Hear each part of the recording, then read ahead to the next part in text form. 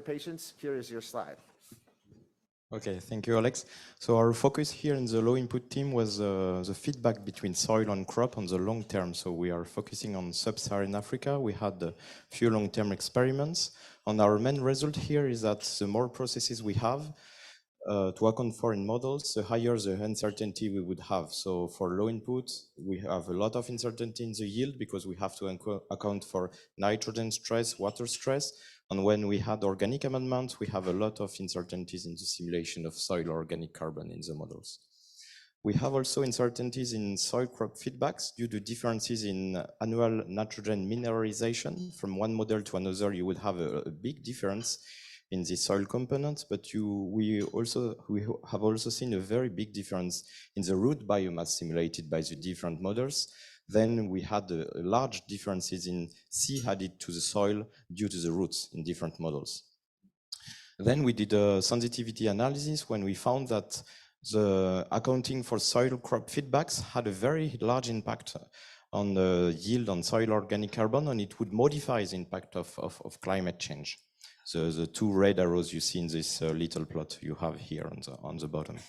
Then we discussed a bit about a new exercise we would like to launch to assess the performances in simulated crop yield on the nitrogen cycle in legume cereal rotation to see the pre-crop effect of a legume on a cereal in low input system. That is pretty critical to increase soil fertility. So we still need to find who will lead this exercise, but we're discussing it in the low input team group. Thanks a lot. Thank you very much.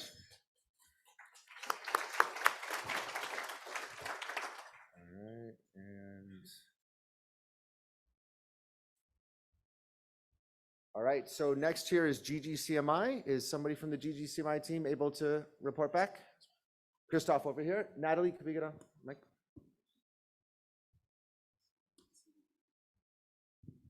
Thanks. Yeah. Good morning. So on Monday we had a side session, basically trying to get ourselves up to speed on what's happening. We had a pretty large crowd, like many more than the core GGCMI people. It had this very positive, supportive AgMIP spirit, which we all enjoyed very much. We've been reporting on things on phase 2, which is like already several years ago that we actually did that, but analysis are still going on. And then the phase 3, like these future AgMIP projections. There the evaluation is probably the thing that we need to do most.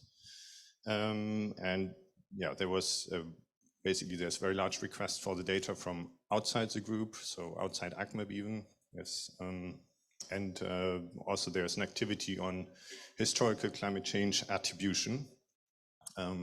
That's also coordinated by the AgMIP team, and we're working on that. So that was basically just kind of reflecting on what we did so far, and on Friday we have a side session looking into the future, so what we want to do. All right, thank you, Christoph. All right, Kevin, can I try for you again on the VAC side? Sure, yeah, there's a few here, but I'll start with VACs. So the vision, VAC stands for the Vision for Adapted Crops and Soils initiative, and it's really a project to evaluate the climate resilience of what we're calling opportunity crops in Africa. You may know them as orphan, neglected, underutilized crops. We have new terminology to add to the lexicon, but I think you get the idea. We had a facilitated discussion in voting session where we took a group of experts from all the subregions in Africa and across different disciplines, nutrition, climate change, plant breeders were there as well, to identify some promising crops to model in phase 2 of the initiative. So some crops that we identified were, I won't read the whole list, amaranth, okra, African eggplant, Bambara groundnut, pigeon pea, cowpea, etc. If anybody is a crop modeler here who works in any of these crops, we would love to collaborate with you, so please come find me. And I think that could be really useful for both of us. And yeah, Kevin, if you could also do this WS5, if that's your report as well. Yeah. So for the mitigation models in food system emissions working session, we had a little bit of a sharing session. It got pretty emotional at times, but I think it was helpful. But we talked about some challenges related to lack of standardization and quantification food emissions from food systems and all the different frameworks that are out there, and the whole morass related to these new certification processes involved in carbon credits in food systems. And we talked a little bit about multi-indicator tracking, so the need to, increasingly scientists being asked to track biodiversity in addition to mitigation and food system emissions. We talked about opportunities going forward. I won't get into all the details, but mitigation and adaptation co-benefits project was highlighted. And next steps is there's going to be a side meeting on food system emissions on Friday, so that I'll be leading. If anybody wants to come, please contact me. And really the idea there is to launch an IPCC type product, or the pathway towards an IPCC type product on helping countries estimate their emissions from food systems, so that at the end of the day, we can put some of this work, we can standardize some of this work and have countries have more of a say in this. And we'll have some people from the IPCC to talk about how we can get this done. So if anybody's interested, please find me. And Kevin, are you also WS12? Or who can speak to that? I can speak to that as well. If we could keep it very short. Sorry, yeah, okay. We had someone from the African Development Bank came and talked about a new adaptation benefits mechanism for how to certify adaptation benefits to unlock more private and public capital into adaptation projects. And so there's potential for the AgMIP community here to define protocols for the scientific framework that supports this type of these types of products. I have some potential names for down here for different groups: FinAg, AgFin, MoneyMIP. Finance is kind of new to the AgMIP community, but we think it's an important conversation to have. And so if anyone's interested, please reach out to me. All right, thank you, Kevin.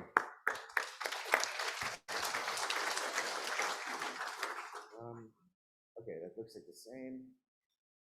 All right, so now on the working sessions, if I can get, sorry, part of my screen is blocked here. All right, for working sessions, I just have numbers here, but WS1 is the model and comparison improvement. Garrett or Jean-Louis? Thank you, Alex. So we met maybe 40 people, something like this, in this room. And we first acknowledged that since 5 years ago in San Jose, where we made a list of tasks to do, many of these tasks had been started and even achieved. So that was good. So now there are 10 species, 10 crops being the subject of modeling and intercomparison, and 13 cross-cutting activities like calibration or nitrogen or CO2 or water issues. So some of them have finished, others are starting. And we didn't make a list like 5 years ago of new things to do with people in charge, but we were more critically assessing what was being done and how we should improve it. And this is what we wanted to stress this morning. First thing is that, and Antoine already mentioned this for the low input system, but I think this should be generalized in the view of contributing to the mitigation issue.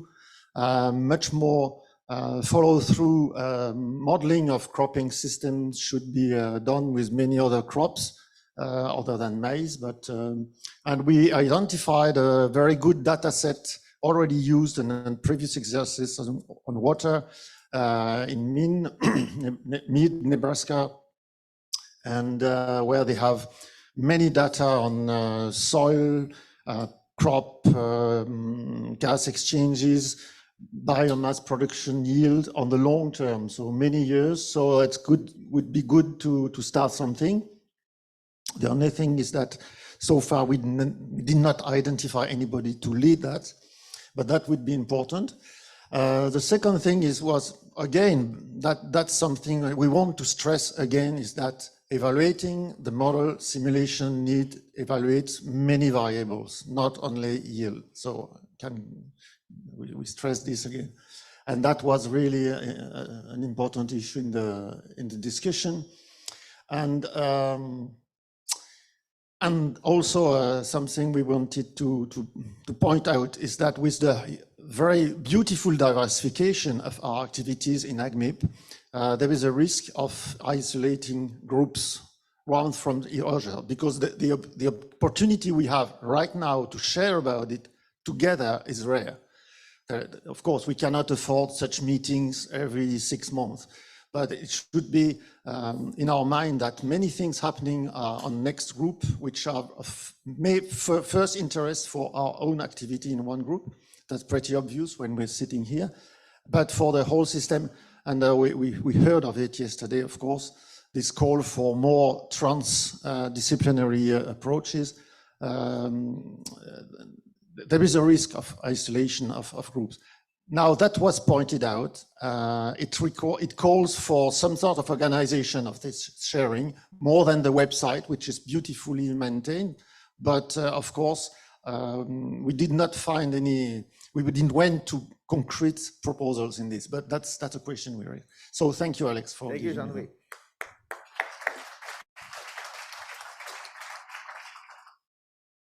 All right, working session 2 is coming up. Herman, I think you recognize the number. Yeah, thanks a lot. So working session 2, this is definitely too much information. I co-chaired this with Ron Sands together. We had about 12 to 15 people. We recalled that the global economics team is working on this Eat Lancet 2.0 MIP exercise. Some of the teams are also generating land use patterns for EasyMIP based on GGCMI crop model results. We discovered some options on ozone, potential exercise on ozone modeling with the econ teams, and then potentially connecting to the ozone group here in AgMIP. Dominic talked about a bit about the new GTAB11 database, which more details on several relevant aspects, and we found that Florian Zabel and colleagues at LMU Munich work on extremes and adaptation options, another interesting link we can connect to. Yeah, and a few other tools which are under development. We also talked about the emulators developed in GGCMI to explore extremes. And on the final point, some of these activities are also planning specific outputs like joint papers over the next, I would say, 12 to 18 months. Thanks a lot. Thank you, Herman.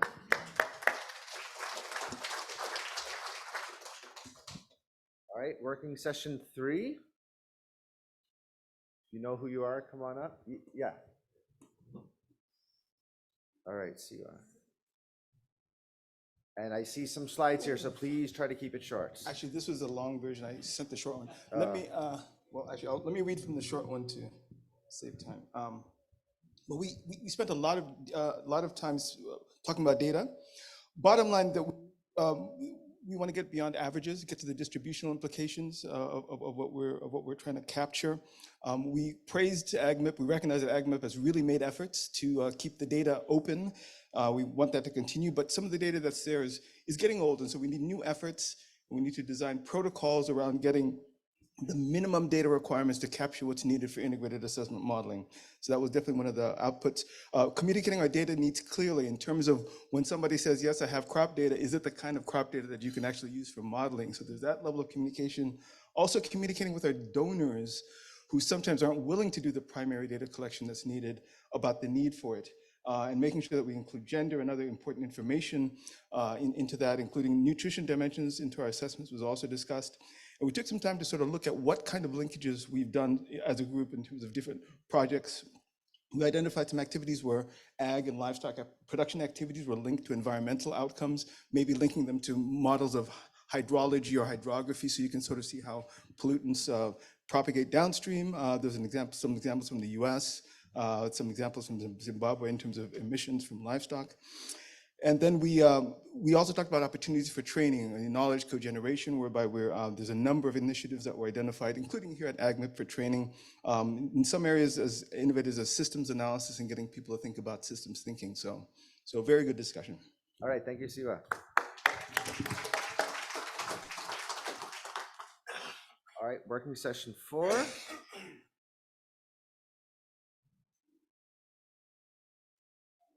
There we go, Phil's back here.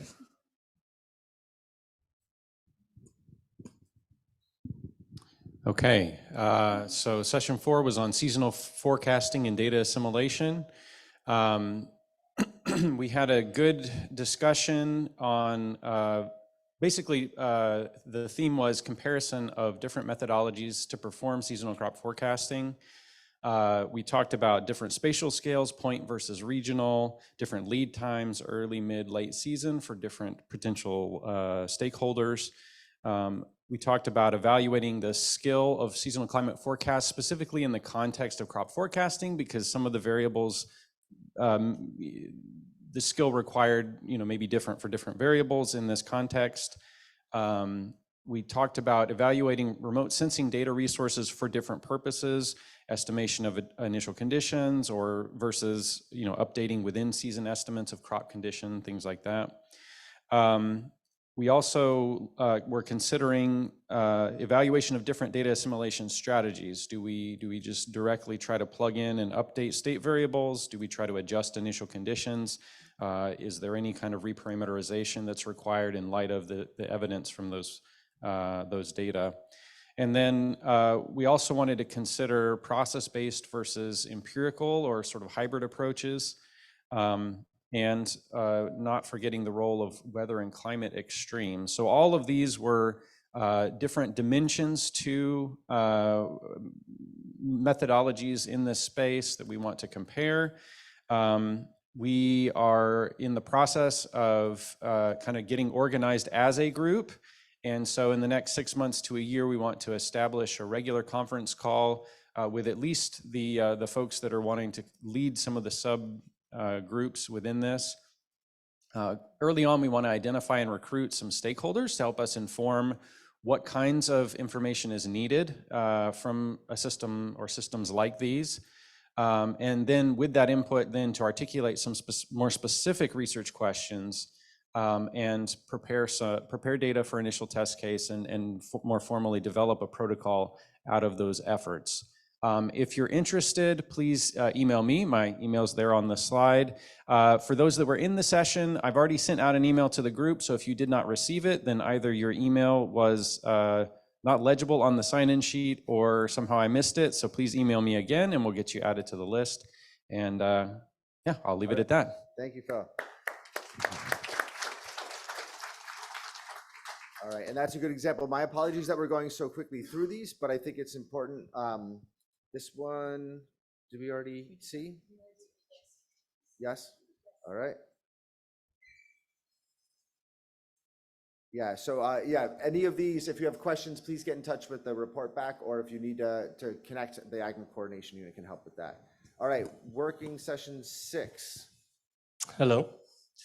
Yeah, this was the session on linking nutrition and health models with crop models and agroeconomic models, which I organized together with Pauline Schielbeck. And here we talked a lot about data needs, but a large part of the session was also about us explaining what nutritionists actually do and how we can link up with agroeconomists and crop modelers. So that's why a large part of the slide is to show the links that we have here. For example, we can take changes in food supply and then calculate changes in calories and nutrients and how that affects health through malnutrition, obesity, nutrient deficiencies, and other health indicators. So this is the direct link we have with agroeconomists. But then we also have a direct link with crop modelers. For example, through changes in crop yields, we can calculate changes in nutritional yields, and then which is a metric showing the nutritional content of crops.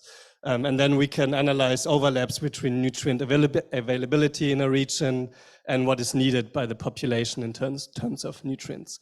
So there are many links that we can work together with. Some of this has been already done, especially on a global scale with agroeconomic models and health models, which is great, and a lot of this is needed. But a lot of our work is also at subnational scale. For example, we have health models for different socioeconomic groups, and there are many data challenges, especially in low-income countries. So for this, we need to work a bit closer together to overcome these data challenges. We also talked about that we need more data on nutritious food crops like fruits and vegetables, most famous example.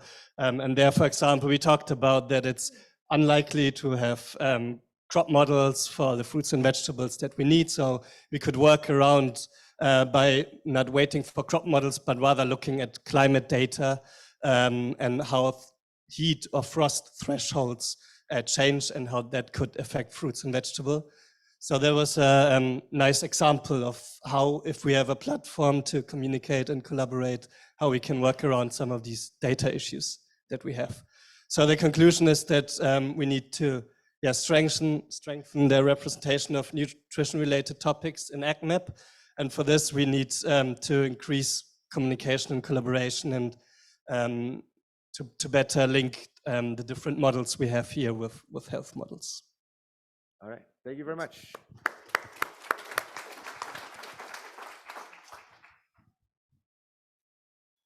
All right, looks like I don't have a slide for 7, so let's jump to working session 8, machine learning. We could report from 7. Report from 7, Bruno. We had a slide, and for being respectful of time, we didn't upload it. How about that? So we led a session, Claudio Stockel and I, Bruno Bassa, Michigan State. We discussed soil, water, and carbon. And so I mainly led the discussion of ongoing activities in the soil domain, and particularly the one that was discussed as a previous session on Monday about comparing residues management, both understanding uncertainties ranges from the different crop models and responses impacts on soil carbon.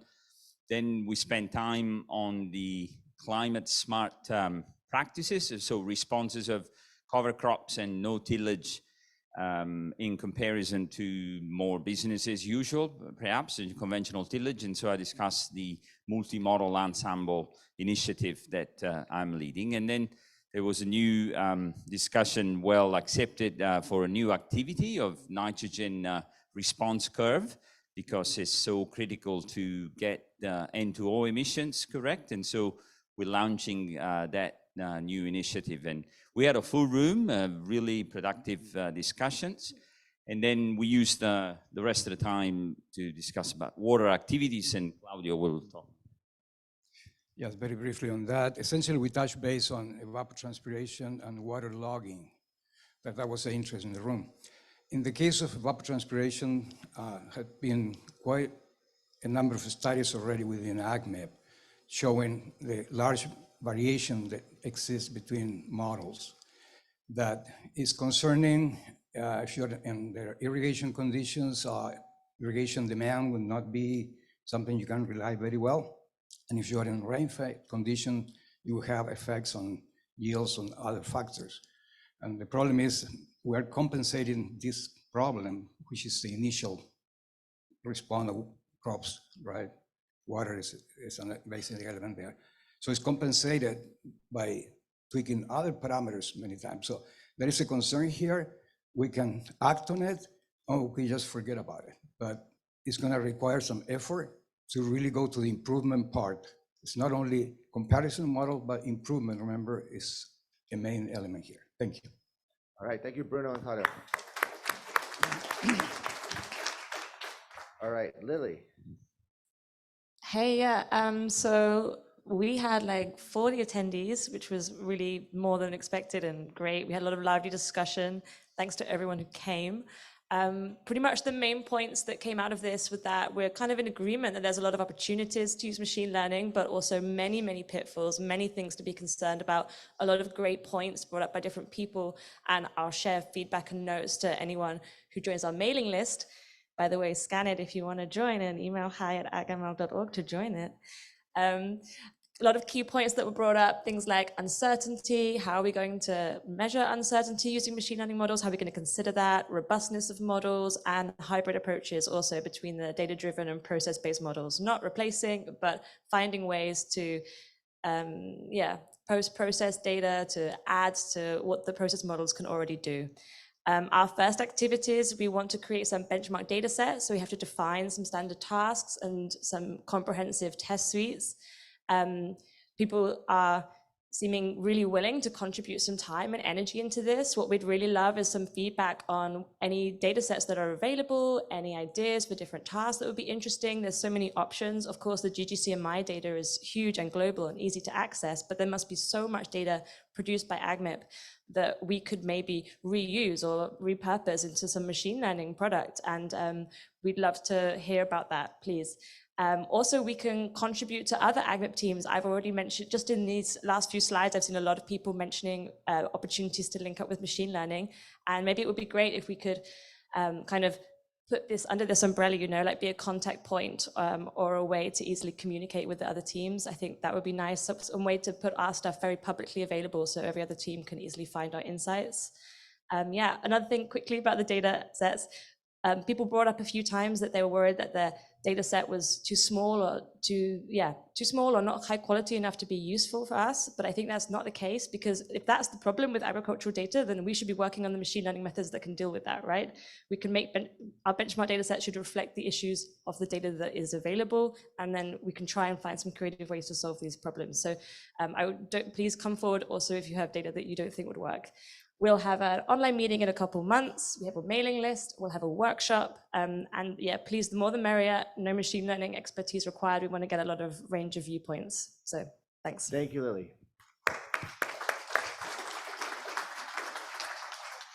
The machine learning hats went very fast yesterday. Yeah, we ran out of them. Number 11. Pauline? No? Okay. Christoph.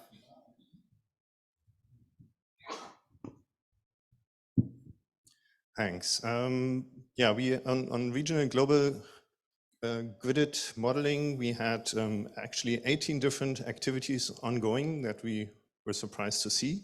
So that's great. We had to do some PowerPoint karaoke to basically describe all the contributions. And it ranges really from high resolution work to management aspects, genetics, like very, very diverse activities, really great to see. Easy to get involved. You can just listen in, you can run your own model, or you can just analyze data that has been produced already by others. And then the plans and priorities for next year. So basically, the main point we addressed was that Hermann challenged us, saying the economic models don't see a signal, like when they put in even the worst climate scenarios. So where does it get lost? So that's basically now the challenge to looking into the climate data that we're using. So that's not the original CMIP6, but it has been processed already. Then what happens in the crop models? Is there some variability signal that get lost before we put it into the economic models? So and so on. So that somewhere things get lost apparently, or climate change is also doesn't matter. Could also be a result. And we should find out and trust that. And do all the other homework that we have planned anyway. All right. Thank you very much, Christoph. Was there a report back from number 9, pest diseases, ozone? Or do I have the numbers wrong? Sorry, pest diseases, water pollution losses, anybody? I don't see that immediately, but that group also did meet. All right, so finally we have a treat here at AgMIP9 that we are pleased to announce that there is new model documentation available. So Eric, if I could invite you to please say a quick word on what you can announce. Yeah, thank you, Alex, to give us the opportunity to make an announcement concerning the release of the second version of the famous Red Book of Sticks soil crop model. So this red book is now a numerical book only. It is included the last version of the model. What is original? First, it's an open source documentation, so it's free to download. as an EPUB or a PDF file. The originality is that we built a workflow in order to link the documentation to the algorithm directly. Then with the EPUB file, you can go to the equation that are all explained, illustrated, the parameters, the variables, and the mathematical equation. So you can find in the book. And with the EPUB, you can click on the equation and see in the code directly. So it's very original. And then you can download it for free. Please, as modeler, use it in order to understand what is inside the engine. Because most of the time, I saw that we do not go sufficiently deep in the engine to see how it works. And then we are doing parameterization, not necessarily always relevantly.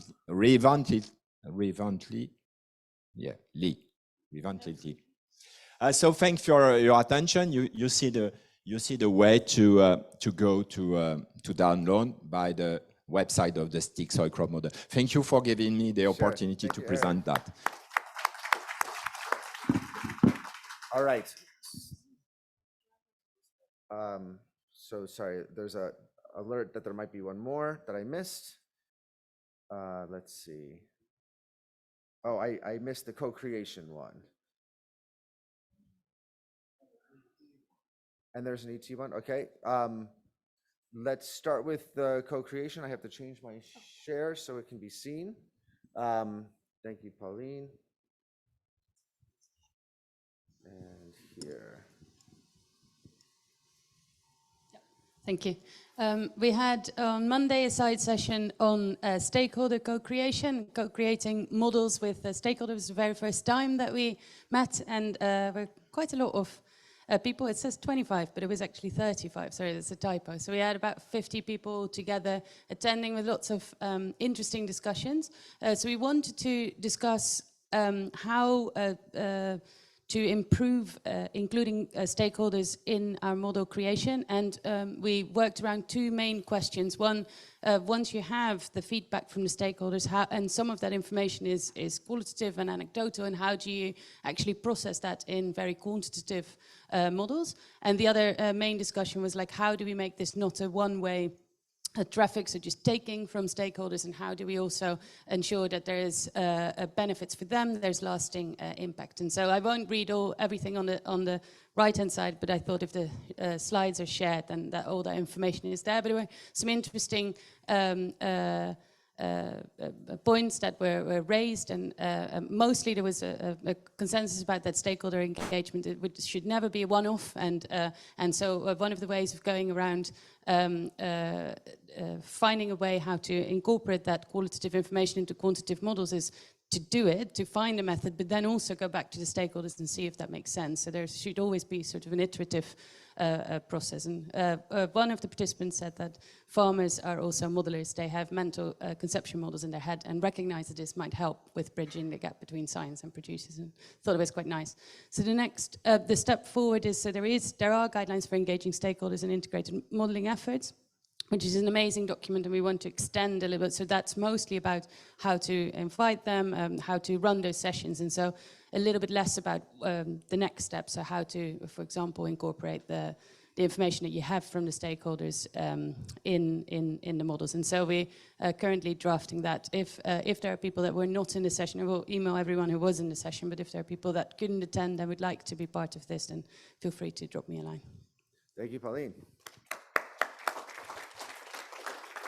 All right, there's one more session. If I can invite Bruce to come up, I'm going to try to find her slides, but if I can't, I'll just invite you to say a word or two about the Maze ET side session.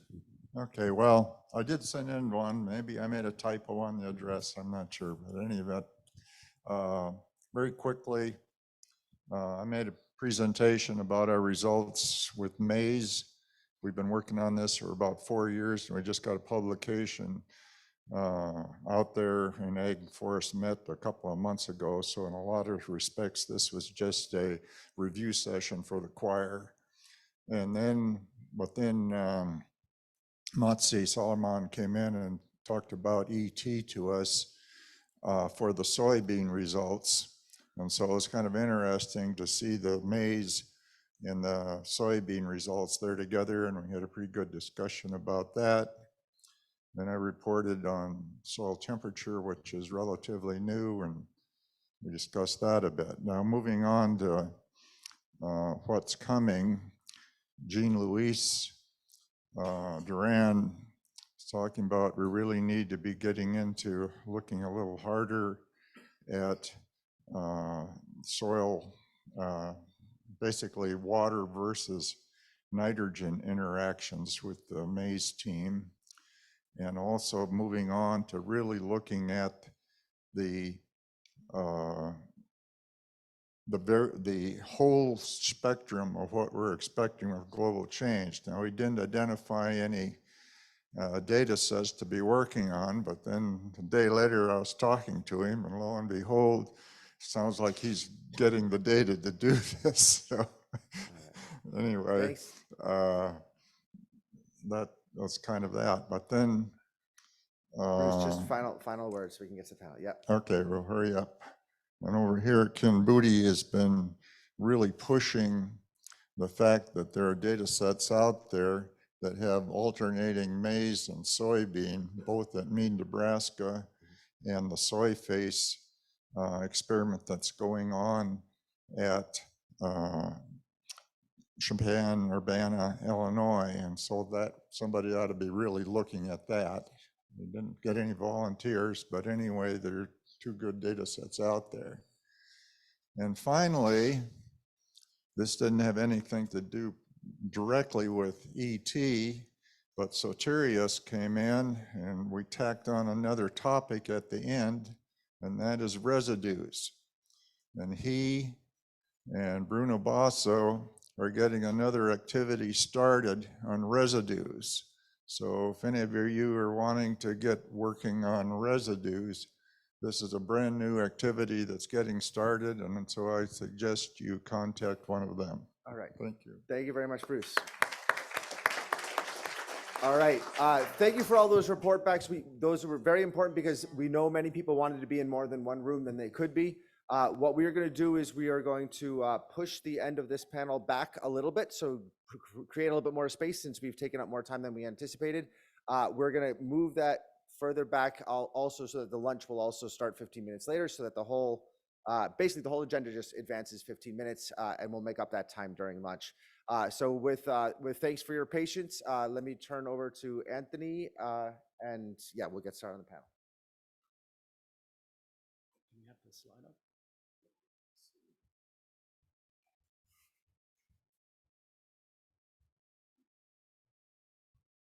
Have you got that? Can I look at the program?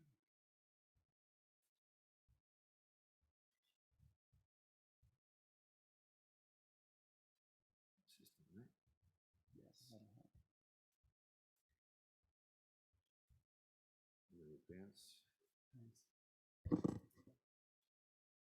Okay, good morning, everyone. I'm Anthony Whitbread. I'm working for ILRI, International Livestock Research Institute, based in Tanzania. And the topic we're talking about today, deepening collaborations for the future of food, land, and health, is exactly what I'm working on. Much of our work is about collaboration. Now, collaboration is easy to say and hard to do, isn't it? It's beyond collaborating on a paper, but without partnership, the wicked problems we face that we've been talking about for the last 3 or 4 days, climate change, land degradation, these food security issues and inequality, cannot be solved. So collaboration becomes a matter of knowledge brokering, building your partner's collaboration, your partner's capacity, collaborating on an equal basis and an equitable basis. We hear often colonial collaboration. We've got to get away from that. Constant communication. Maintaining collaboration is about institutional and personal approaches. Beyond the personal approach is often about building trust, rapport, goodwill. These are all key, but beyond the individuals, collaboration becomes an institutional imperative. It needs support and formal arrangements. When we're working in developing world situations, particularly, we need to educate ourselves on the various bodies and regional organizations that are already a conduit for cooperation.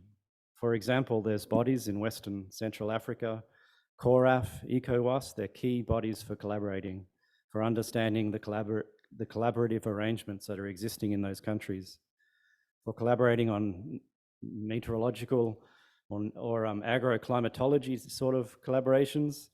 There's bodies such as AgriMet and CLIS. There's think tanks like IPA. In Eastern Southern Africa, there's bodies like IGAD. For policy, there's organizations like FANPAN. Some of those organizations are here today. For university level collaborations, it's RUForum in all across Africa. So knowing your donor funding agency strategies, aligning your work to the country level priorities and linking to their strategies are key.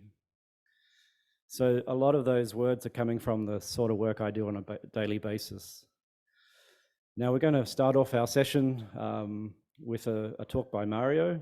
I'm not sure I need to introduce Mario, but I will. And then we're going to have a panel with a number of eminent colleagues, and we're going to try and keep some time at the end that we can actually have a discussion, unlike we've done in the past. So without further ado, I'll invite Mario to come. He's currently Professor of Sustainable Food Systems and Global Change in the Department of Global Development, Cornell Atkinson Scholar, and a Nancy and Peter Minang Family Investigator in the Life Sciences. His research focuses on increasing the sustainability of food systems for the benefit of humans and ecosystems. And he's worked across broad areas such as sustainable food systems, climate mitigation, adaptation, livestock, healthy diets, food systems modeling, and environmental metrics. And Mario used to have my job, actually, my current job. So pleasure, Mario. Welcome.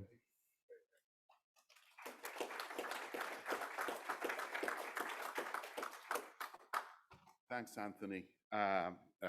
Well, it is a real pleasure to be here, and thanks to all of you for inviting me to talk, to share some thoughts about how to deepen collaborations for the future of food.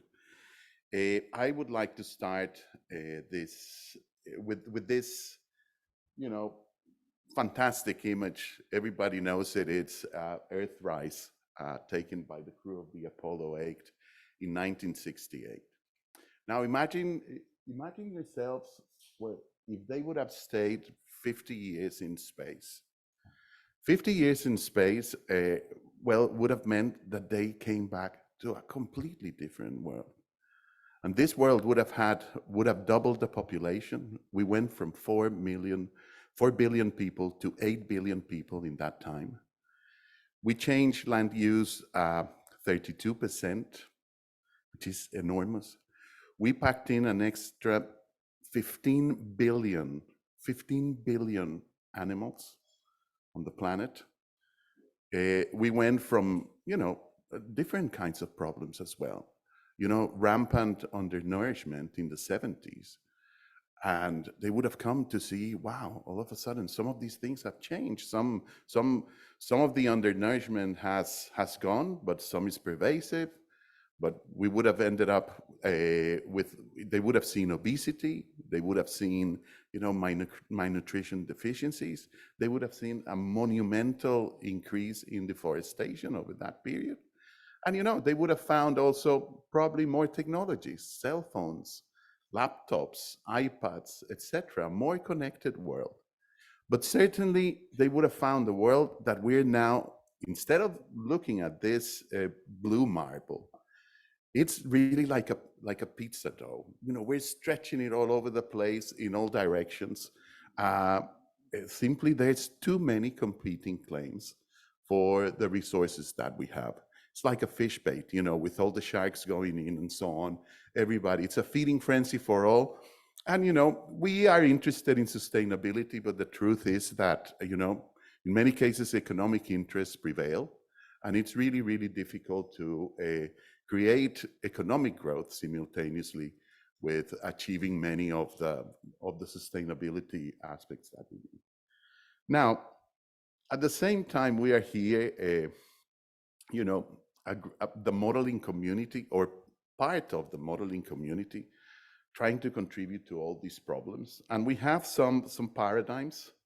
We have a great, okay, you see it here, I don't see it. You have the great triangle from AgMIP, you know. We're generating all sorts of next generation knowledge, data and tools, incredible participation in global and regional assessments. You know, I think that AgMIP authors are in every single, you know, every single of the IPCC and IPBES reports. There's the UN Food System Summit and a range of other things. So this is really happening. And, you know, this is probably one of the big communities modeling sustainable farming systems. Yet, you know, there is this assumption that all of a sudden we're producing all these outputs, and by art of magic comes Merlin and with the band, wow, creates change and the world's food systems problems are solved. You know, so there seems to be some kind of a translation issue here, you know, of how are we going here from you know, the great job that Christoph, that Harry do, that a range of others do, all the way to solving these food systems problems. I think that we really need to invest a little bit more in thinking very clearly how to do those things. Because, you know, if we're really talking here about moving closer to having impact, then we really are going to need increased attention to theories of change. How is this actually going to happen? At least, you know, we need to have some tentative idea of well, if this is supposed to happen, who are the people that we should be connecting with for it to happen? What's the communication? Who do we need to be translating all this information to in ways that they can use it for decision making? And yes, this takes time. This takes time. There's a transaction cost, but there is a real need for engaging in these areas. Not only because I'm saying, you know, we need to try to get closer to the impact pathway. Also, this will influence our funding. If we want to if we want to deal really with the problems that we're having today, you know, these are the kinds of things that are really needed. Anybody that doesn't engage in this looks like an amateur. And we need to actually change completely how this happened. Well, maybe we are already doing it in some spaces, but you know, we need to really bring this as part of the AgMIP method, you know, paying real attention to all these different domains.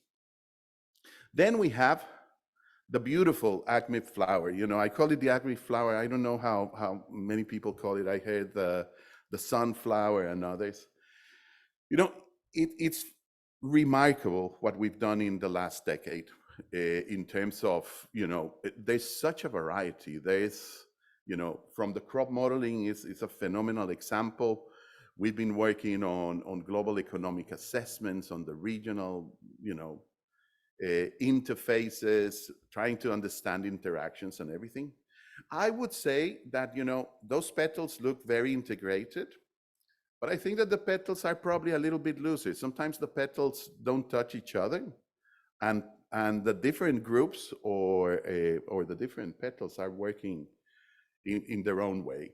Some are bigger petals than others, you know, because there's different amounts of activities and so on. But this is actually really very, very, very technical from an AgMIP perspective still. So, you know, we need to engage with others. You know, there's a huge garden out there of additional flowers to engage with, and hopefully the AgMIP sunflower will sit next to these. But for the moment, what we need to do, okay, we are AgMIP, we are our flower, and there's these other flowers. At least we need to send a few bees. Really, really, no, you know, I mean it, you know. It's not that AgMIP has to do everything. AgMIP doesn't have to do everything. AgMIP needs to be super well connected to other dimensions. Call it the Food Systems Countdown, call it the UN Food Systems Summit, call it the FABLE set of regional assessments, call it the Land and Carbon Project. You know, we need to have our bees going, act like little bees. And you know, these bees can be not necessarily a crop modeler, but they can be a new group, a new type of person that really is part translation, part messenger, part linked to the policy space or to that other community, so that the person has the ability to change the way we actually operate. And you know, bee hats, Cynthia, for the next one, we really need bee hats, you know, or tutus or whatever you want, but really we need some kind of a because this you know, this integrator role then really needs to become important in the way we want to operate, in the way we operate. Then one of the things I want to also talk about is, you know, what could be the role of that kind of actor? Well, if you look at what the kinds of things that we propose, they're usually very technical in nature. They are technical options. But you know, it's not good enough just to think that technology will solve the problems. There is a lot to do on which is mostly a social interaction, a social discussion with different stakeholders that really needs to occur. And this includes, from some of our roles could be, you know, building trust in the community. We're all analyzing the same problem with completely different values. And we need to put these values up front. The values of the private industry in relation to food are completely different to the values that Jess might have, for example, or anybody working on land use in relation to the values of a farmer that really needs to make a living and really, well, sometimes doesn't have enough choices but to actually expand their land, the land frontier. So these are the kind, we need to start building trust in the community and also transforming mindsets. Transforming mindsets is fundamental. You know, those astronauts, if they would have remained 50 years outside and then coming to this new world that they would have seen, you know, they would have been probably unprepared, but you know, with some education and everything, they would have actually at least understood what created some of those processes. It's really important to take people by the hand because it's not obvious what, when we talk about transformation and transformation here and transformation there, well, not everybody understands what we mean. And you know, really defining well what are the rubrics of that transformation then become important. And we have a real responsibility as scientists for doing that. Then there are a range of other issues that are also ancillary aspects that all need to happen. You know, we've tested this little framework against really what's happened in the past. And yes, these are additional ingredients that we will need to accommodate. So, you know, I would love if in the next AgMIP meetings, in some of the presentations that were incredibly technical, people thought a little bit further and thought, well, you know, if I wanted this thing that I'm proposing to fly, what are the kinds of things that I would really need to do for them to fly? I think thinking that is not optional. It's a responsibility that we have as scientists to really think, what are the kinds of things that we need to get to that point where, you know, there's uptake for the kinds of things that we produce. Even understanding which are the partners that will need to be involved. What's my impact pathway for all of this? Then the other very important thing is that, you know, we say that we're all system scientists, but it's very easy to keep being system scientists within our own domain. And, you know, we need to think beyond the obvious. This is an example of a, you know, an alternative protein source. And, you know, the immediate thing that you have, wow, you know, I have a circular feed here. Oh, well, the first thing that you think is, yeah, it can replace soybeans. And then it will be great because then you can actually stop deforestation and you can and the animals will also have new feed. Yeah, but what happens if this creates an increased demand for livestock because feed becomes cheaper, etc.? What would happen to then livestock product demand, etc.? We need to really go beyond those ramifications, because that will actually also force us to work with different communities. And this is really, really important. You know, the integrated problem that we see really needs to involve not only the livestock scientist or not only, you know, the new alternative protein radical collaboration, but it needs to involve a very broad set of people for creating and eliciting that change. So it's really important. You know, Frozen, huh? Let it go, let it go. Yeah, exactly. Well, you know, transformation needs rebalancing the portfolio, and in many cases, we need to let go of some of the things that we have. You know, AgMIP has been monumentally successful and in many of the fields, and some fields are mature enough. But, you know, I think it's time not to get rid of things probably, but at least to rebalance the portfolio. And the new things are, you know, nutrition, land use, landscape level science, you know, data science, really, really important. Just in land use, you know, there's a whole community. As we speak, there are 1,000 land use scientists in Brussels meeting on the land and carbon meeting that is occurring.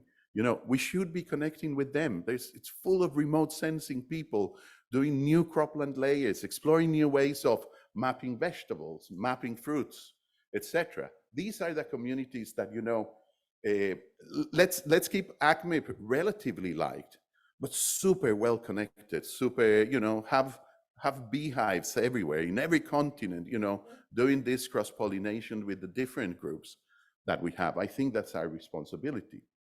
This calls for the new partnerships and the way of working, and I will repeat it. You know, from the funding perspective, if, you know, all the donors receive heaps of proposals. So the AgMIP ones are just one of many that they see. And if we don't raise and create a convincing case that we are changing for good, that we're really taking and working on the problems of today and the problems of tomorrow as well, you know, we run the risk of being obsolete. But I think we can do it. You know, the capacity for change that we have in this room and elsewhere is enormous. And I really hope that, well, this motivates us to think a little bit broader than what we've thought in the past in terms of our partnerships and the reasons for why we do certain things. Thank you very much. No, sorry, guys. I put this one at the end, you know, yeah. So, you know, some very quick additional observations, and especially for the newcomers, you know, engage with the different communities, simplify, really try to communicate, ensure that your message is getting across. There are transaction costs. Believe me, what I'm saying is not cost-free. You know, it's more difficult. And, you know, and sometimes they're not going to understand you, but you need to keep on doing at it until you really, you know, find the mechanisms to create an active method of communication, because it's essential. The counterfactual is just that we talk to ourselves. And that's a very safe space, but, you know, it won't move the needles in the ways that we want. Convince people of the impact of our work, and the funding will come. And from an AgMIP perspective, I think that we need other types of events as well. I think that it's great that we have these technical meetings, but we need to have perhaps organize a science policy interface meeting with a range of stakeholders that are the demand for the kind of work that we need. I think that would be essential. Thank you very much.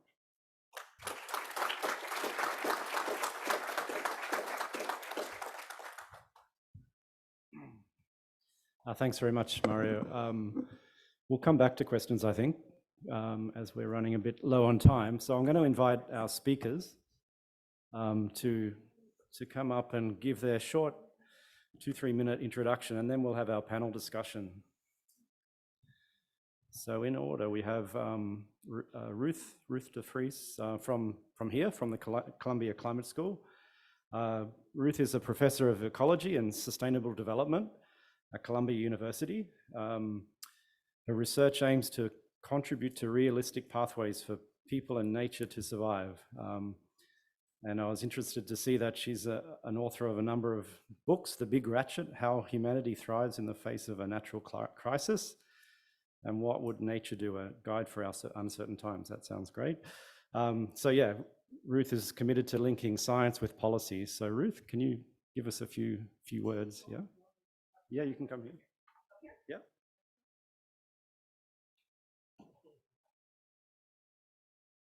Okay, thank you. Well, Mario, I want to thank you for that wonderful stage setting and call to all of us. That was just terrific. And I want to pick up on where you started, one of the references you made to the competition for land. And tend to think about land as some kind of boundless resource, but we are facing a world, coming back from the Earthrise, the folks would see a massive increase in the competition for land since that beautiful shot of our blue marble. One, clearly food production.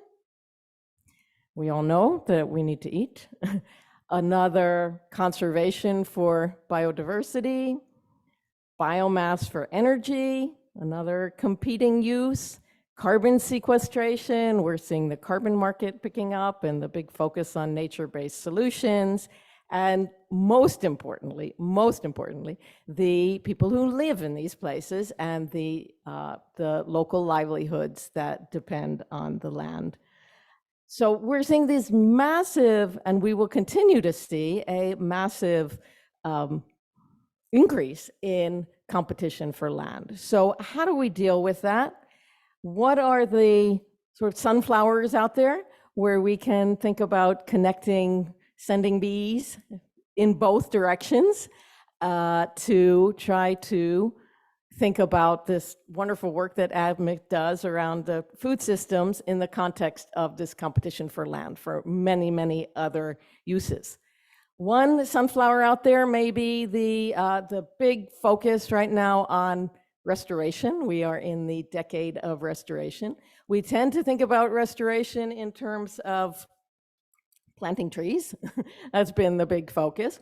But really, how can we have bees that communicate about the restoration in terms of the opportunity crops that were referred to earlier and other uses of what we tend to think about as degraded lands to ease the competition for land. Another sunflower out there is the community that Mario referred to, the people working on landscapes and land system science, and thinking about landscapes in terms of all of these uses, often competing uses, and thinking from a holistic point of view, thinking about spatial planning, which sounds very top-down, and there are some examples of spatial planning, but how to think about that from the point of view of all of the competing uses and how we can think about food systems in the context of the other uses, and particularly the direction that land system science is going is incorporating the use of land in terms of what the people who are actually living there and getting their livelihoods from the land. Another sunflower out there is a really big one and a really hard one, and the bees would have to really try to find a way in, is the world of the policy world of incentives and subsidies, which is really huge and drives the food system, and really is the reason why the food system is the way it is in the current day, with the focus on commodities and in the US, the Farm Bill, in India, where I work, the public distribution system, major forces on the way the food system, shaping the food system. And finally, the very important sunflower and bees in both directions, as mentioned previously, about interacting with the people on the ground, the farmers on the ground. And I know many of you do that work. And the more and more that we engage and have two-way or multiple-way interactions, the more we can think about having real impact on the food system. So how do we use our sort of academic, where we are in the world of academics or in the organizations where you work, and how to nudge towards collaborations that expand across? And we know we have the decision-making structures and the bureaucracies that have been developed around extraction and around, colonial histories. And how can we nudge towards thinking about land as many different competing uses, and how we can shape and go beyond the silos. So again, thank you very much, and thank you, Mario, for that terrific talk and call to all of us.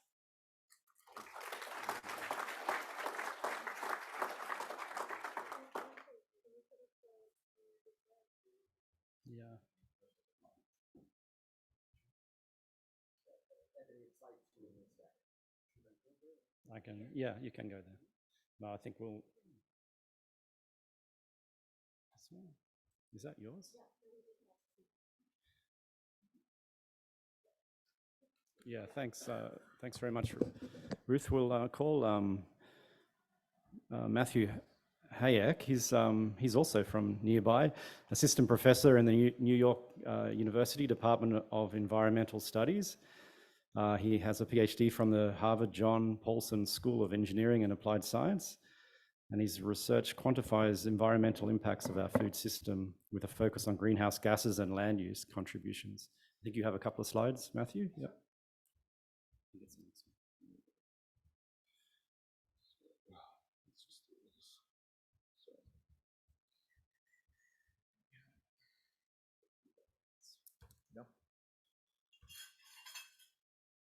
Okay, hi everyone, and thanks, and I'm so privileged to be speaking with the rest of the incredible panel in this plenary. I have kind of a heady sounding title, which is Systems-Wide Carbon Accounting for Climate-Smart Food Networks, but I just want to start off with one of our little sunflowers where we're doing some research collaborations between NYU and the Columbia Climate School, and this is the Stone Barn Center for Sustainable Agriculture. And some of you may know it in the region. Some of you may even have seen a Netflix documentary or two about it. This is a conservation and research site just 45 minutes up the Hudson River, where it's a large farm and pasture system that is connected to a Michelin star restaurant. It's well-resourced, has generous donations and grants from philanthropic organizations. So you can say it's about the most limousine liberal farm out there, and that it does not necessarily exemplify your typical farming system. But I think that there's still a lot of merit to our collaborations here, and it teaches us something much wider about our food sheds and food systems. One thing that I find very interesting about this farm is just the sheer number of trials that are going on with an agriculture and conservation mindset, not necessarily an academic one, and how beautifully I think it captures the zeitgeist of conversations around sustainable agriculture that you hear everywhere, from a Hulu or Netflix documentary or on Capitol Hill being discussed and lobbied for in the next Farm Bill, to some of the most distant ag extensions in Washington State and Kansas. If and sustainable agriculture intervention is being proposed. It is probably being trialed here. So I think this is such a fascinating site to be working on. It's such an ambitious site. And one example of things that they're working on would be carbon sequestration in the composted crop fields and pastures. And we are not only working with them to quantify this, understand some of the uncertainty and heterogeneity around it, but also, of course, there are all sorts of biogeochemical fluxes happening out of this farm, both in the atmosphere and the products that are being taken out of it to serve at the restaurant, being donated to food banks and organizations. And that encompasses all sorts of things that biogeochemistry likes to talk about. And AgMIP is particularly specialized in modeling, including carbon, nitrogen, phosphorus, and water. And I know that last one's not an element, but don't be too mad at me. And of course, carbon and nitrogen, molecular compounds that contain those things and exchange fluxes with this farm are present in greenhouse gases. That's a subset of these chemical species. And it's something that I did my PhD quantifying in the Brazilian Amazon rainforest using eddy covariance.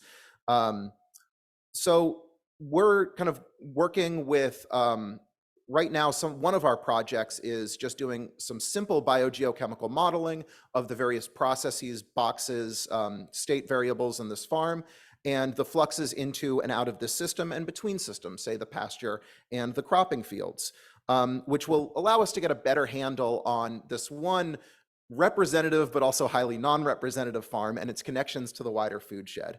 But of course, all around this farm that we can see in an aerial view are these early to mid-successional forests that are contiguous around the entire plot and very representative of all the other systems that we have in New York State, the entire Northeast region.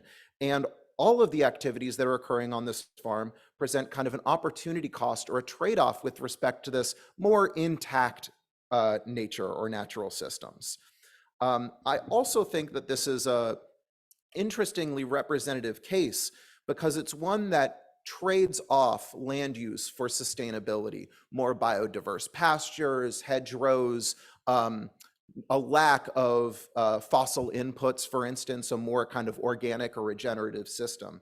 And this is worth keeping in mind because the northeastern USA, going from the local site to our state and region, uses 61,000 kilometers square for animal feed.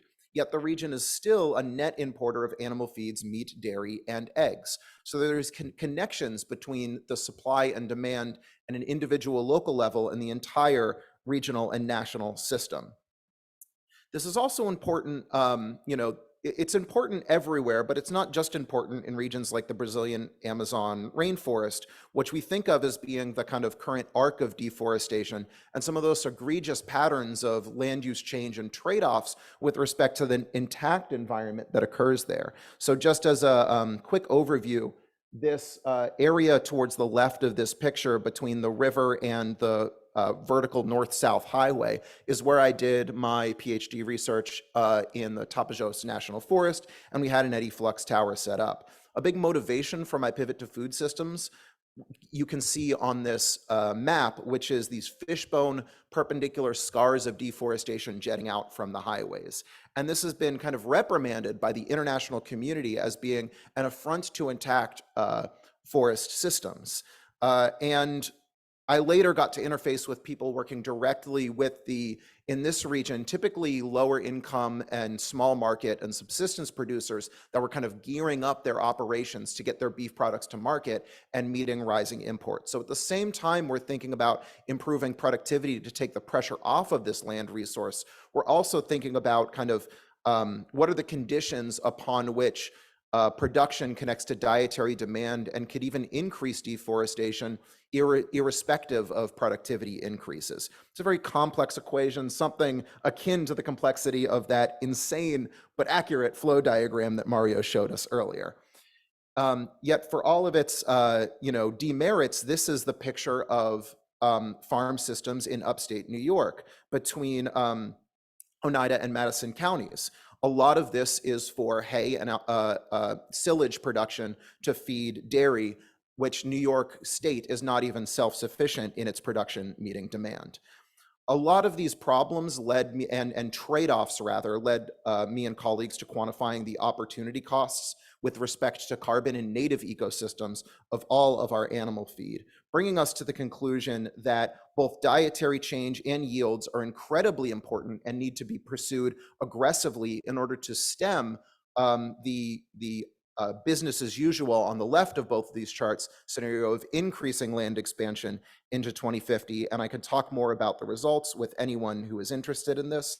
But just to sum up how I'm thinking about kind of moving forward with collaborations in the food system, I think we have a real opportunity here in local agriculture and connections with stakeholders in our own kind of sites and test beds of interest, provides homegrown opportunities for testing interventions, not only with us as experts, but all the students and the next generation that we're all, and most of us are no doubt involved in training. But there needs to be this understanding that food networks connect diets to agricultural production. So again, thinking on a systems level. And lastly, thinking about the benefits of an intervention, whether it's cover cropping for soil carbon sequestration or what have you, requires assessing the counterfactuals relative to that intervention. And those counterfactuals can't just span the farm level. They have to span the boundaries of that farm, the state and regional level, all the way to the globe. Increasingly with our globalized food system, diets, yield, and land uses. And it's, I think, especially important that we treat none of these as static or even the rapid trends that are happening as immutable trends. Lastly, on that last note, I just want to mention that we did have a side session on Monday where we discussed assessing some of these trade-offs, both with climate change and a range of socio-environmental dimensions for alternative proteins. If anyone is interested in that, please feel to reach out at me. Pretty easy to find. I don't have the email up on these slides anymore. Wait, it's on this introduction slide. Feel free to just take a quick screen cap and get in touch with me about this research. Okay, thank you.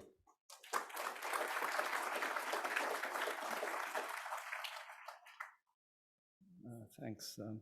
Marco, are you online? Yeah. Yes, I'm here. Hi there. Can you hear me all right? Yeah, we hear you perfectly. So I'll just introduce you briefly. Yeah, Dr. Marco Springman is professor in climate change, food systems and health, co-director of climate change and planetary health at the London School of Hygiene and Tropical Medicine. And he's also a senior researcher in Environment and Health and Environmental Change Institute at the University of Oxford. So Marco, give us a few introductory remarks, please. And yeah, thanks a lot for having me, and sorry I can't be there with you in person. Do you see my slides okay? Yes, we do, and 3 or 4 minutes, please. Okay, perfect. Yeah, I'll try to keep to the time. I'm going to talk a little bit about interdisciplinary research for healthy, sustainable, and inclusive diets. We have heard lots about the challenges of the food system. Mario laid that out very nicely and convincingly. As you've seen, current food systems are really environmentally unsustainable, being major drivers of climate change and environmental degradation, but they also, for the most part, fail to deliver healthy and nutritious diets, being a leading risk factor for premature mortality globally and in most regions.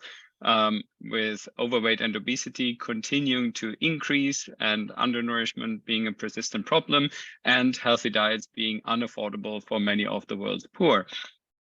So to address some of these questions, in the past we have linked, or we've tried to link agricultural research to health assessments. And we have worked, for example, with IFPRI's impact model, but also other global agriculture economic models, where we took, for example, changes in food supply and demand, changes in calorie availability, and changes in the number of undernourished children to estimate basically the health impacts in terms of attributable mortality, changes in premature mortality, nutritional impacts, and so on. So some of the things we looked at, for example, were what could be the diet-related impacts of climate change, which was very much an initiative that did come out of AgMIP as such, and used many of the AgMIP products and initiatives like the global credit crop models, the global econ models, and then this health assessment.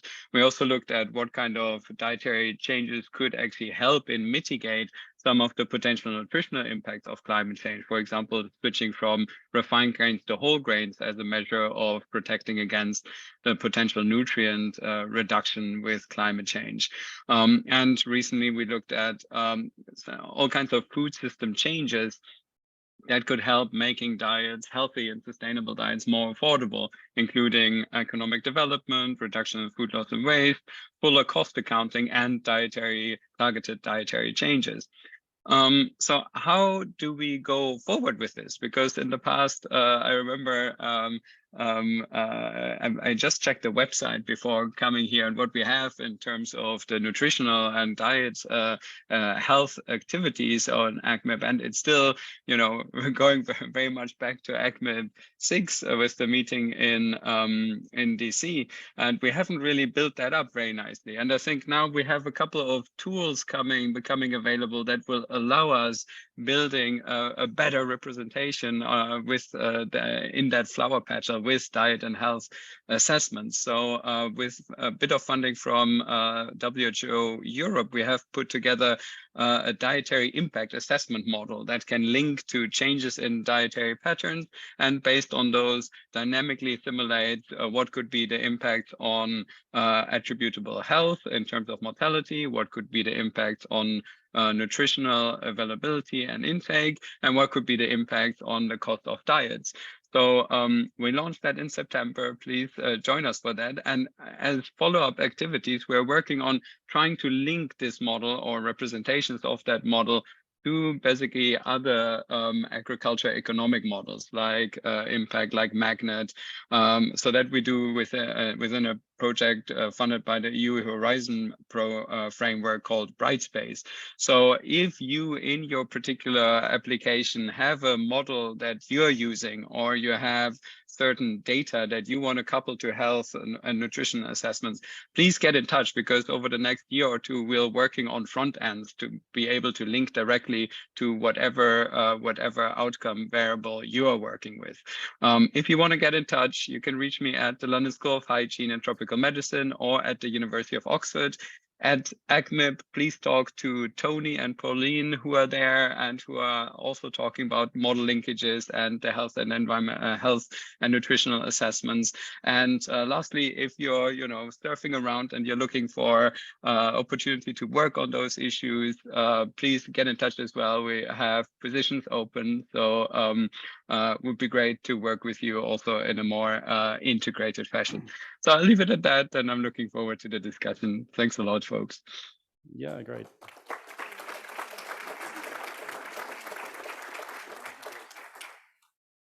Thanks very much, Marco. Oh.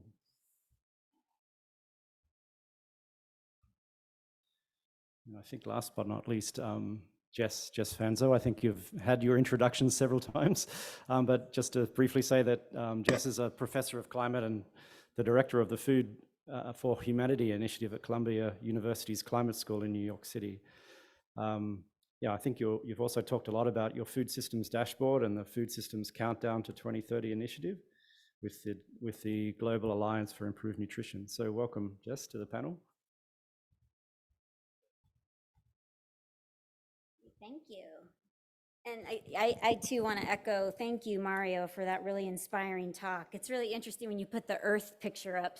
Stuart Brand of Whole Earth Catalog, some of our elders in the room might know who he is. In 1966, asked NASA, it was 10 years old at that point, why have we never seen a picture of ourselves?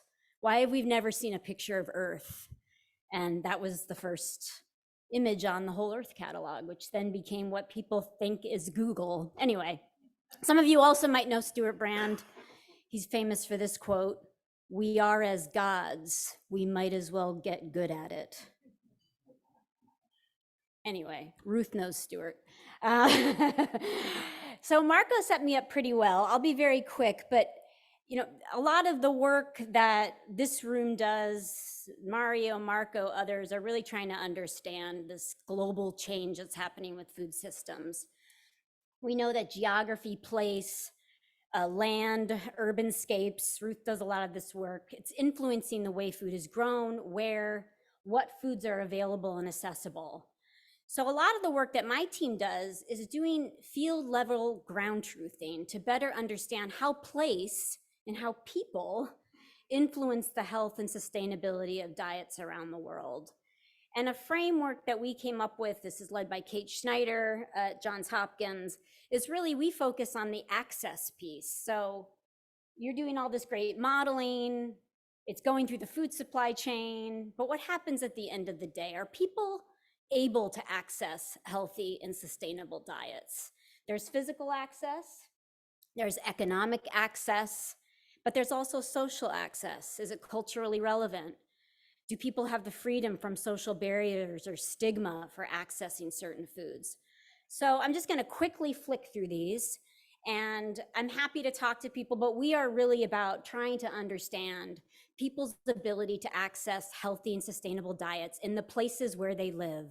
Sometimes people are stuck in these geographic poverty traps, and we're trying to deeply understand that. So we have a whole breadth of work in Southeast Asia, Myanmar, Cambodia, Vietnam, Timor-Leste, Indonesia, Nepal, Sri Lanka, and India, where over the years we've been trying to understand people's access. And one of the big issues in Asia, particularly Southeast Asia, is how rapidly food environments are changing. We're seeing this massive nutrition transition from undernutrition to overweight, obesity, and diet-related non-communicable diseases. It's not about getting enough food. It's about how to avoid the ultra-processed foods that are spreading like wildfire in this region.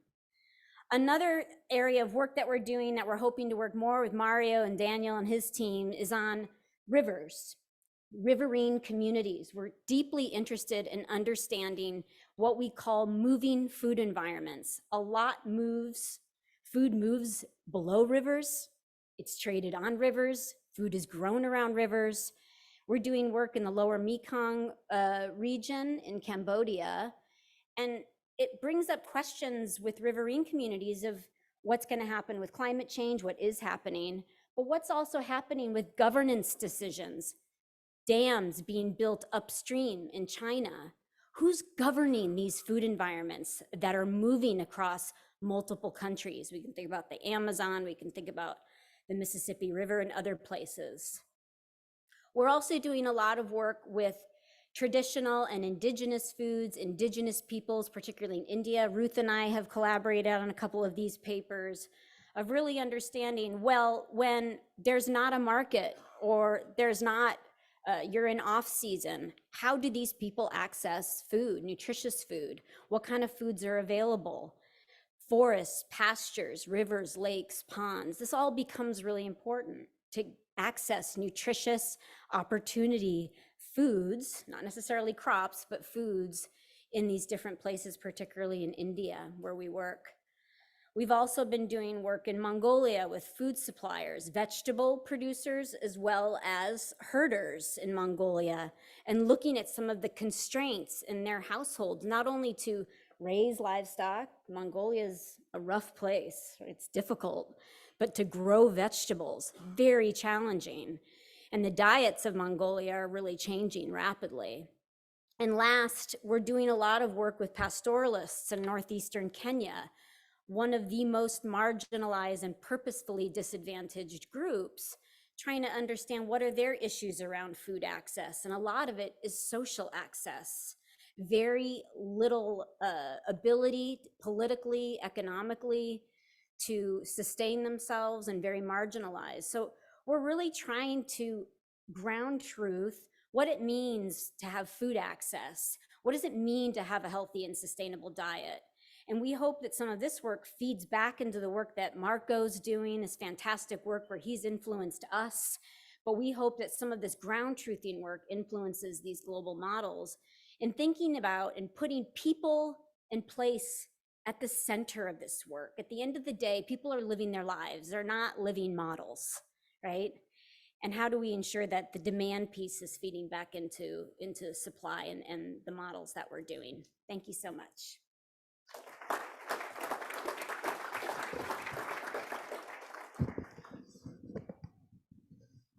Yeah, fantastic. Thanks, Jess. It probably brings us to the time where we try to engage the audience. And I think our first question, I'm going to ask a question first, but I think the first question from the audience should be for someone who's less than 30 years old, because we're talking about collaboration, we're talking about building our careers, but also communicating. So I'd like a question from one of the younger scientists on this topic. So I'll give you a minute to think about that, and then I'll pick someone who's, well, you have to volunteer. Yeah, okay. For me, you know, a lot of the time I'm working in developing world situation, and I find there's a big disconnect between our understanding of what food systems is and the kind of priorities that we're facing in the developing world context, often about issues that are about food security rather than changing a food system. Can I have a few brief comments on that statement and how we actually engage our partnerships, our partners in the developing world situation to kind of bring them along with the modern thinking about food systems? Maybe Mario to start with. No, you have to press. Can you hear me? Yeah. Yeah. Anthony, thanks for raising that question. You know, I think that my experience has forced me to really think about impacts. Working in research institutes with an impact mandate forces you to really think how you're going to actually reach the intended beneficiaries of the work that you do. Mm-hmm. And that forces you then to think about that. That's why, theories of change, really thinking, how are you going to make this happen? You know, it's not trivial just to think, how to deploy any new action. And I agree with you, sometimes we're dealing with the basics, with just the basics of a particular intervention. How do we get it out the field? But what we've also found, and the beauty of engaging in systems analysis is this thing of, look beyond the obvious, because, down the line, down that impact pathway, there's so many perverse incentives. There's so many additional things that you need to take into account to prevent rebound, to do all these different things. Take improved pastures in Latin America. Fantastic. We all, I was taught that you needed to plant brachiaria and to actually deforest and everything in the 80s. And of course, you talk to a farmer, you talk to an environmentalist, and it said, wow, you can triple stocking rates. So the environmentalist thinks, well, you can shrink the land area that you need for keeping those animals. And the farmer thinks it's so profitable that I'm going to chop the whole of the more forest. And that's why you really need to actually start thinking a little bit deeper into what does this mean? Alternative proteins, it's another field. Any new thing that we're putting out there, we need to go beyond just the productivity impacts, which is what we see. And now a little bit more the greenhouse gases. We do a greenhouse gas balance, and we think that because emission intensities decrease, wow, the problem solved. But not the case, not at all. Thanks, Mario. Aru? Yeah. Thanks for the question. Oops. Thanks for the question. So this is the International Year of the Millet. That you all are, I'm sure, aware of that. Mm-hmm. And I'll make some comments around India, where I do my work. And millets are very, very high on the high-level policy horizon. And there were millets that were served at the White House when Modi was here last week. But then when you look on the ground, you see a very different story. And I'm referring to one particular area where I work, where the farmers on the ground are completely aware of the climate resilience of millets, the nutritional value of millets, all of the reasons why we think millets are such a good opportunity crop. But they don't grow millets. Why? Because they have been incentivized through policy and through where they can generate income to not grow millets and even to convert land away from growing millets. So, from the farmer's perspective, it's the income that is so important. It's the guaranteed procurement that is so important. So I would say, in response to your question, that we have to get outside of our own values. We might think that millets are wonderful for their climate resilience, but from a farmer perspective, what really matters is the income. Of course, they do value eating millets, but really income trumps pretty much all other considerations. So I would just say that we need to get outside of our own values. Yeah, thanks, Ruth. Marco, online, do you have any comments on this topic? I would very much echo what actually Jess said in her talk. I think it's good if some of the sort of global modeling that we are doing is really informed by this ground truthing. Very often we don't have the resources to do that on our own. We are very busy trying to sort of make models work, but I think a bit of a kick in the butt for us is much necessary to actually compare what we get out and how we specify those models with what is actually going on. So I think any forum that enables those ground truthings is particularly valuable. Thanks very much. Do we have a question from the audience, from one of the younger members? Yeah. Oh, well, there is one online. Okay. That's from Jeff Potent. As was mentioned in an earlier session, how do we more effectively engage with the agribusiness sector? My US federal government experience in this area has been incremental at best. Who can take that one? Anyone? Can you repeat the question? Sorry, yeah. Please? It's basically, how can we more effectively engage with the agribusiness sector? Okay. Oh, somehow I'm qualified to answer this one. I mean, I think that there are lots of ways that we can engage with the agribusiness sector.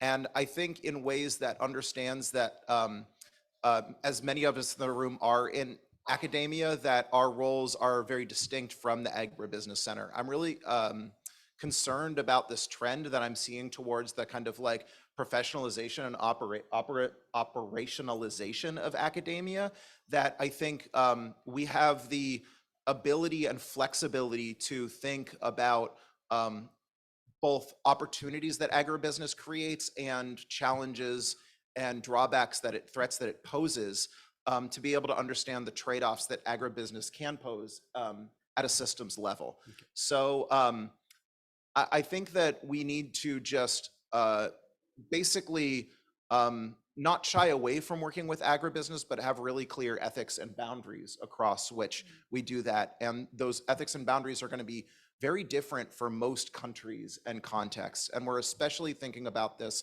as we scale up the alternatives proteins research. Obviously, when it comes to the engineering components, we're going to need to be working with what will maybe be the next century's agribusiness. But as we do that, I think it's going to be very important to understand that, maybe across the environmental domains, there is a clear conflict of interest there, and we need to set up strong boundaries. So that's just one example of, I think, the many ways that question fractally complicates. Thanks, Matthew. Any other comments on that? No. Let's get a question from a young person in the audience. Who's going to be brave? Good on you. Can we have a microphone?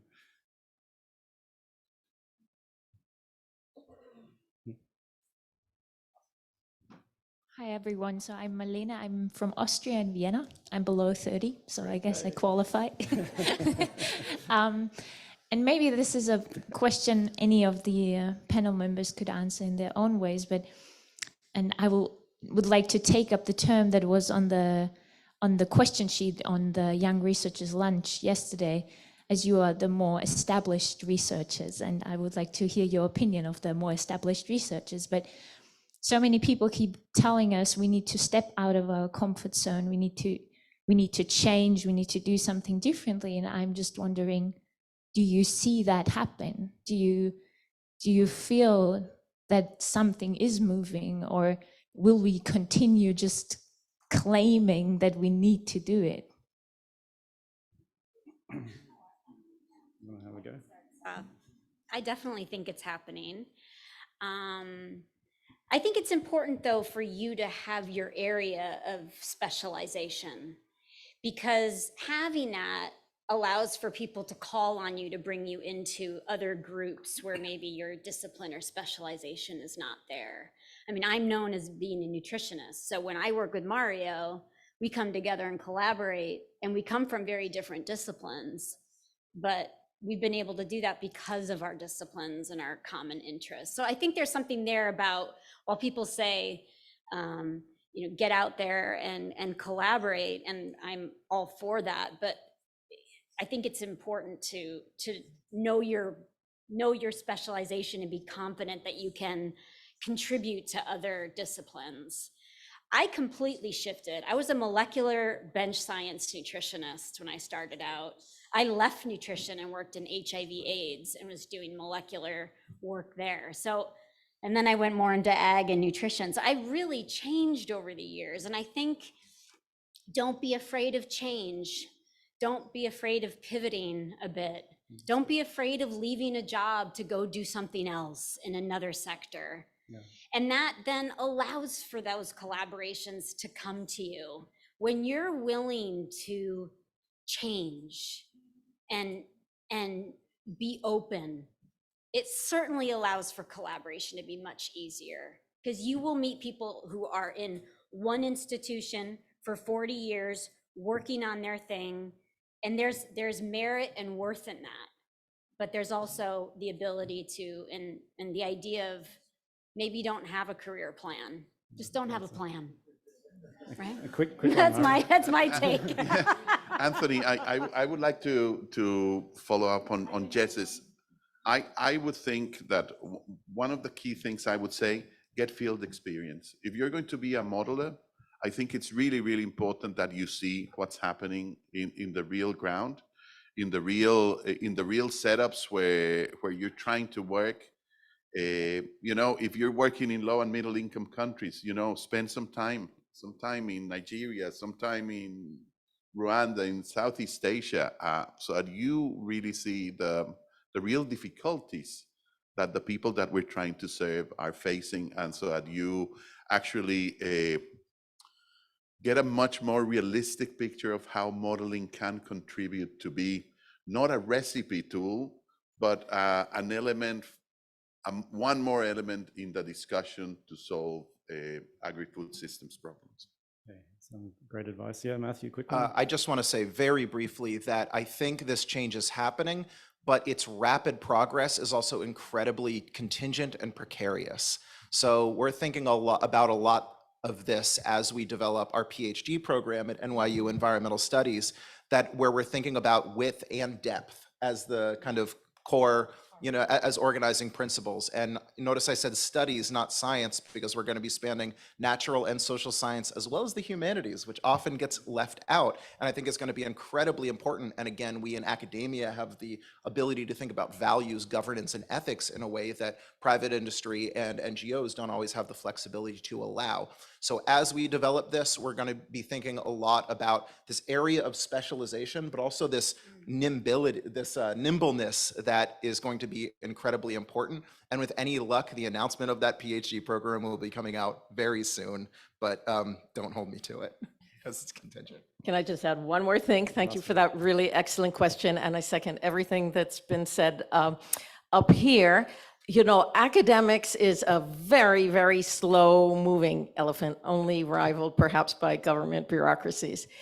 And there really has been a very noticeable increase in valuing interdisciplinary work and translational work and what we've been discussing here.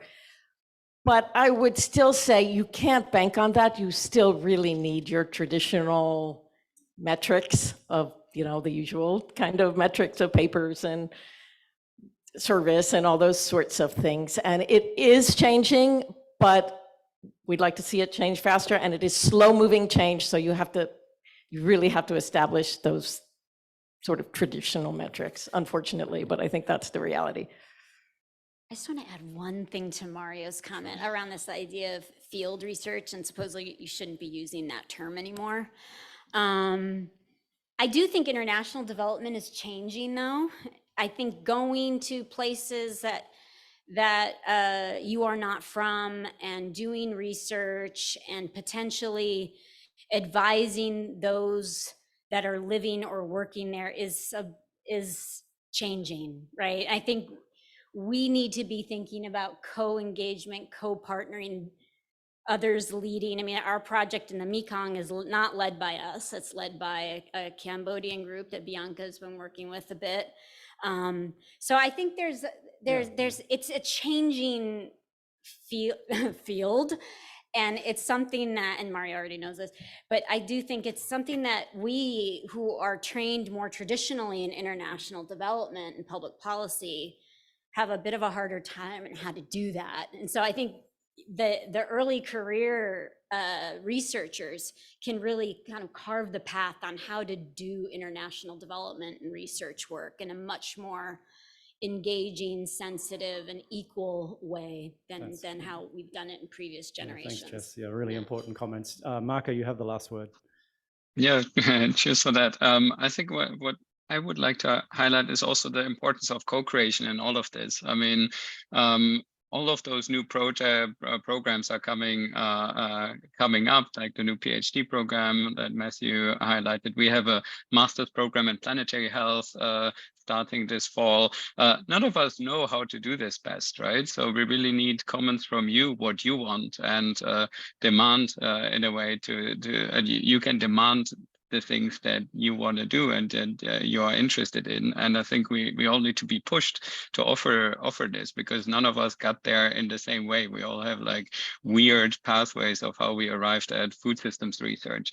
So, and I think that translates not only to the way this field is being formed, but also in making progress in the real world. I mean, that was also a bit the question, wasn't it? So this co-creation that, for example, Pauline mentioned in her summary of the workshops is also very essential to basically bring, the ivory tower of academia into into the real world. So I think that this idea of co-creation all along, and doesn't really matter which country you're in, but having some form of stakeholder engagement is really critically important. And these days, when I see any funding call, it can't be done without it anymore either. So I think not only are we developing into sort of very strong quantitative researchers, but no matter how quantitative we are, we need to be also have a good foot in on the social side with and on the qualitative side with stakeholder engagements and these kinds of things. So I think keeping those things in mind is also worthwhile. Great comments. Thanks very much, Marco. So we have come to the end of the session. We're only half an hour late. It wasn't my fault. So yeah, thanks very much, Mario, for your great presentation. Ruth, thanks very much for your comments. Matthew, Jess, and Marco online. Thank you all. Thanks a lot. Have a great workshop.